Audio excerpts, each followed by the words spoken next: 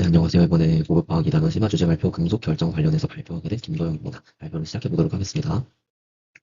저희 학습 목표 다음과 같고요. 기본 개념으로 제 금속 결정 구조의 특징 간단히 알아보고, 제 금속 결정 구조와 금속공학, 그 다음에 반도체 공학과 밴드에 알아보는 순으로 진행하고 마치도록 하겠습니다. 첫 번째로 금속 결정 구조로 하면 이 금속 원자들의 자유 전자를 공유하는 정전기적 인력으로 인한 결합인 금속 결합으로 인해 생기는 어떤 규칙적이고 연속적인 기하학적 구조이죠.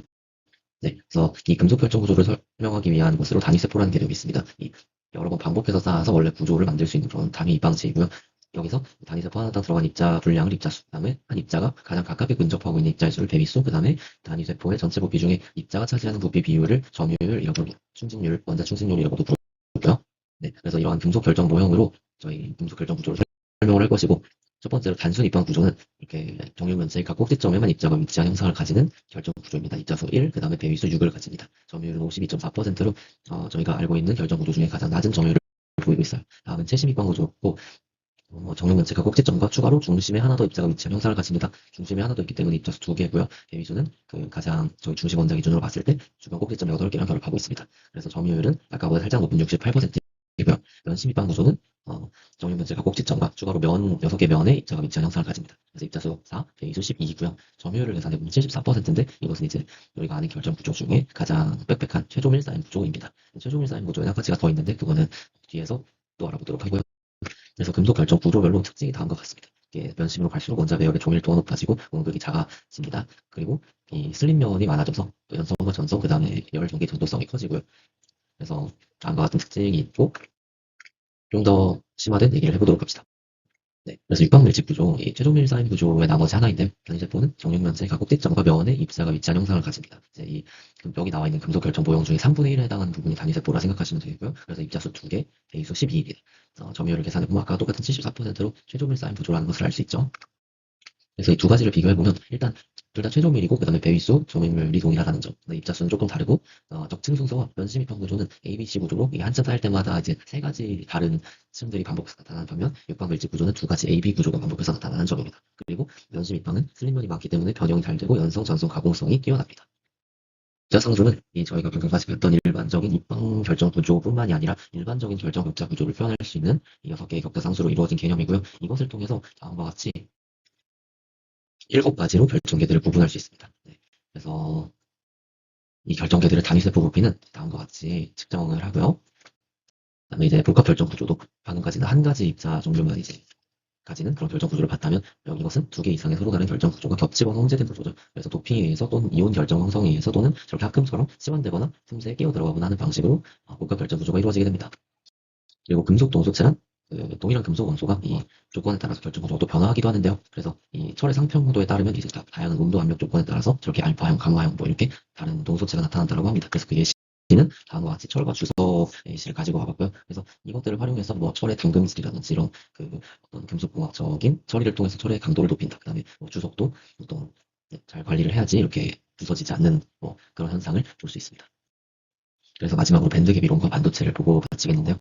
알기 위해서는 밴드갭 이론을 필수적으로 알아야 합니다. 원자는 정해져 있는 에너지 중에 다시 말해서 원자핵과 떨어진 거리의 범위가 존재 가능한 범위가 있고 그렇지 않은 범위가 있다는 것이죠. 이 그래프에서 밑으로 갈수록 원자핵이 가깝고 위로 갈수록 원자핵에서 멀어 에너지가 높습니다. 여기서 이렇게 원자와 결합해서 각 원자로부터 이게 오비탈이 만날 때 이 각 전자쌍의 파울리 베타 원리를 따르기 때문에 서로 통합되지 못하고 일정한 에너지 간격으로 분화되는, 그래서 엄청 많은 원자가 결합되었을 때 이렇게 에너지 준위들이 띠 형상을 이루는 것. 여기서 이제 밑에 것을 가전자 때 밸런스 본드, 이 전자가 들어갈 수 있는 거리 범위 중 실제로 전자가 차 있는데, 그다음에 전도대 컨덕션 밴드는 전자가 들어갈 수 있으나 전자 수가 부족해서 아직은 채워지지 않은 내용을 말합니다. 네, 그래서 전도되는 가전 자태가 어떻게 형성되는지 이 근사적으로 표현한 무식도를 통해서 잠시 알아보고 가도록 하겠습니다. 원자 오비탈 선형 결합을 통해서 근사적으로 설명하면 이 중금속인 규소의 공유 결합을 통해서 한번 이제 중금속 원소가 공유 결합을 하면 이 파울리 베타 원리 때문에 에너지 준위가 완전히 동화되지 못하고 이렇게 분화가 되게 됩니다. 분화가 되고 이 분화가 계속되다 보면 전자 상태가 있는 이 벌크 상태라고 부르는데, 이것이 되면 이렇게 이 에너지 준위가 띠 형태로 바뀌어서 전도대와 가전자대라는 그 밴드 띠로 형성되게 됩니다. 이 전도대로 전이하기 얼마나 힘든지 이것을 수학적으로 정량적으로 분석하기 위해 에너지 상태에 따른 전자의 존재 확률 분포를 수학적으로 표현한 페르미 디렉 분포를 이용할 것이고, 이 분포를 전도대의 최저 에너지부터 무한대 거리까지 접근한 결과는 아래 P값과 같습니다. 이 P값이 바로 전도대와 가전자대의 에너지 차이인 밴드갭 에너지에 따른 임의의 전자가 밴드갭 에너지 이상의 에너지를 가질 확률이 되는 것이겠죠. 네, 식을 자세히 보실 필요는 없고 확률식의 그래프를 보시면 밴드갭 에너지 Eg가 커질수록 그 이상 에너지를 가지는 전자의 비율이 감소함을 하실 수 있습니다. 즉, 밴드갭 에너지가 클수록 전도대로 전압이 어렵다는 사실을 방금 수학적으로 증명한 것이고, 구체적으로는 밴드갭 에너지 범위에 따라서 오른쪽처럼 되는 것이고, 이 그림에서 왼쪽부터 부도체, 반도체, 도체인 것이죠. 네, 보시면 여기는 밑에 있는 전자가 아주 많은 에너지를 받아야 전도대로 올라가서 자유롭게 이동 가능하죠. 그래서 전류가 잘 흐르지 않는 부도체인 것이고, 반대의 경우는 이 밴드갭을 충분히 극복할 수 있기 때문에, 네, 잘 극복할 수 있기 때문에 도체라는 것이죠. 네, 아까 반도체에 불순물을 첨가해서 N형과 P형 반도체를 또 만들 수가 있는데 바로 이겁니다. 이 순수 규도 결정은 전자를 빈틈없이 공유하기 때문에 반도체적 성질을 쉽게 볼 수 없는데, 약간의 불순물을 섞어서 공유 결합의 균형을 깨면 이 전자를 하나 더 혹은 부족하게 만들어서 전화 운반자를 만들어주는 것이죠.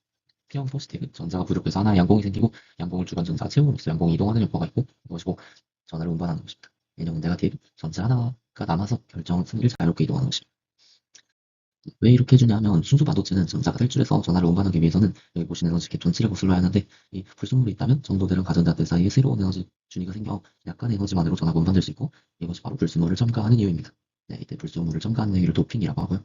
그렇다면 이런 반도체는 뭐에 쓰이느냐? 가장 간단한 반도체로 PN 접합 다이오드에 대해 살펴볼게요. P형과 N형 반도체를 그림과 같이 연결해주고 위쪽처럼 전지를 연결하면 N형의 전자들이 전압 방향에 의해서 왼쪽으로 이동해서 P형의 양봉을 채우려고 함으로 전류가 흐를 수 있게 됩니다. 하지만 그걸 반대로 하면 이 전압 없는 원핍층이 확장되기 때문에 전류가 흐르지 않겠죠. 이와 같이 단방향으로 전류를 흘리는 소재를 다이오드라고 하고, 반도체로 만들 수 있는 가장 간단한 회로 요소입니다. 네, 그래서 이렇게 통과 전압과 저지 전압대가 있고요. 물론 이 밖에도 다양한 소재들이 있고, 이러한 회로 요소들을 이용해서 다양한 논리 회로를 구성해 복잡한 연산을 수행하는 것이 반도체의 목적이다라고 할 수 있겠습니다. 네, 발표 들어주셔서 고맙습니다.